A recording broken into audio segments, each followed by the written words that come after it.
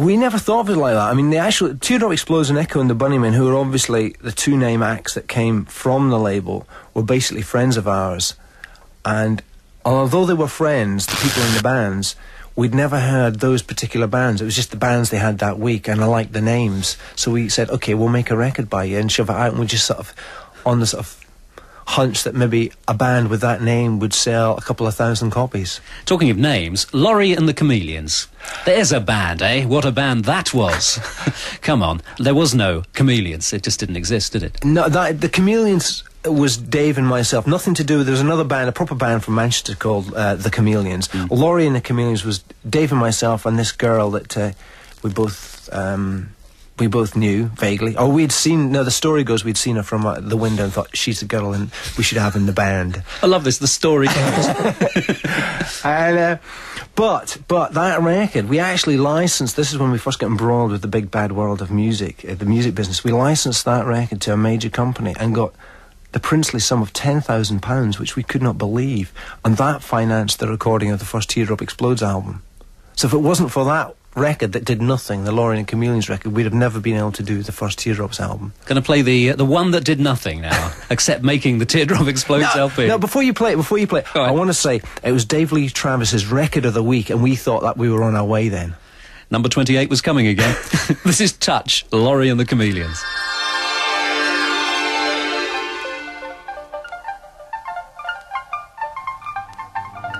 Once upon a time, in the far, far east. Hi, Kato. Sorry I'm late.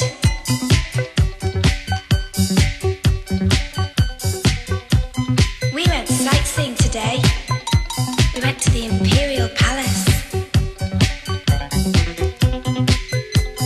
This evening we watched the sun set over Mount Fuji.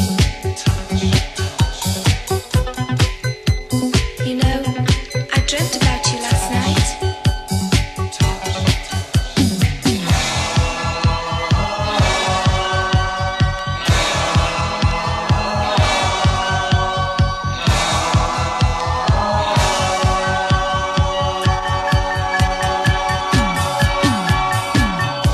You drove fast on your motorbike. The lights just flashed by. If the girls at home could see me now, they'd be so jealous. I love Japan.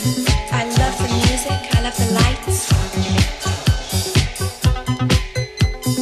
Oh, I just love the Tokyo nights.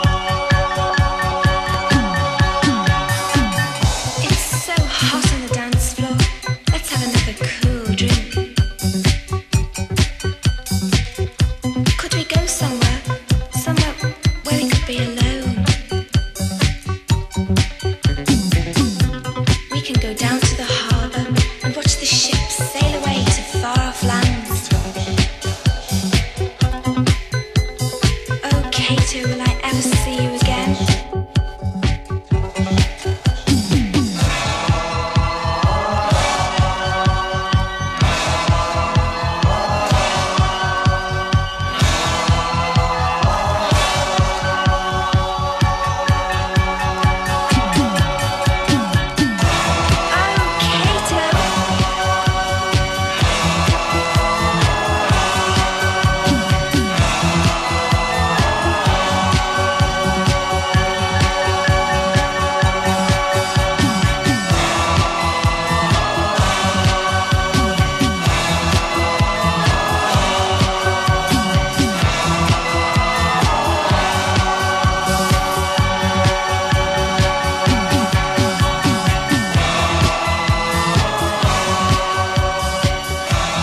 Laurie and the Chameleons. That was Touch, and that was a release on Zoo Records back in August 1979, and a former Dave Lee Travis Record of the Week here on Radio 1. We're talking with Bill Drummond of Zoo Records fame back in those days about the fact that there is a compilation now called The Zoo Uncaged, featuring the finest moments of the label, as well as a Teardrop Explodes sort of specialist compilation as well. What do you feel about the whole notion of compilations? Well, I have to be honest with you, you're talking to a man that doesn't have a record player. So I often hear about or read although I don't have a record player, I get all the music papers and I do read them. And I read about all these compilations, like, there's the new Birds box compilation and the new Led Zeppelin one. I think, I wish I could have that. There's all these tracks I've missed first time round. But I never get around to getting them. Next week there's another whole lot I'm reading about. So, I don't really have a point of view of them. That's fair enough. You might buy a record player one day, though. I hope to get a CD player at Christmas. Yeah, you've been converted. Let's talk about the old days, Liverpool, Eric's and all that sort of thing. Was it a very special scene at the end of the 70s? It was definitely a scene where I could never go a Thursday, Friday or Saturday night, which were the 3 nights it was regularly open, without going there in case I missed something. Eric's Club, because... Eric's Club. I mean, we got in as soon as... say like the Ramones or the Talking Heads or whoever it was coming over from America, they'd be playing Eric's, and usually they'd be opening at Eric's. So we were able to always see the first of everything that was happening, and it felt vital that we should see them all. What sort of club was it? What was it? Was it a beautiful place to look at? No, it fitted the stereotype that we all like to believe that good rock and roll clubs should be. It was a cellar, and it was dingy, and it was black, and the carpet was always soggy from last night's beer. But inside there, the atmosphere was generated that was just remarkable. I suppose, the thing is, we couldn't compare it with other places because we didn't know other places, but it was addictive, and there was all these, gangs, posses in different corners, and we wouldn't talk to each other and all this kind of stuff, which I suppose goes to making a good club. Mm. There's a couple of artists I'd like to talk about then. Julian Cope and Ian McCulloch. Mm-hmm. Two very unusual personalities. Yeah, and you've known them well, you've worked closely with both of them. Both geniuses, and I blame their mothers for both of them. I think to be a great artist stroke star stroke front man, you've got to have had a mother that's telling you from the sort of moment you can remember how wonderful you are. Like, you'd never have the gall to get up on stage, with the knowledge that you can only play one chord and sing out a tune and actually think you're something. But without that sort of confidence, we'd have never had Elvis. It's true, but it doesn't make the people any easier to work with. You must have had some moments with Julian. Yeah, of course. And Julian's had some moments with me, but there's no way I'm going to paint a bad picture of Julian, because I think he's a great, charming man. Absolutely fabulous person. Let's talk about Ian McCulloch. I remember once talking to him at Top of the Pops, wow, and he said his big ambition was to replace Frank Sinatra as the greatest crooner in the world, and we all fell around and laughed like drains, and then he looked very seriously at us all and said, "No, I mean that."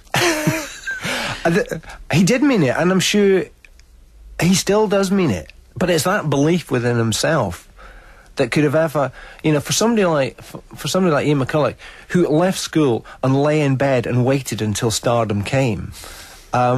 It's only that type of conviction that can actually win through. It's nothing to do with getting out of bed at 7:30 and going down and working for it.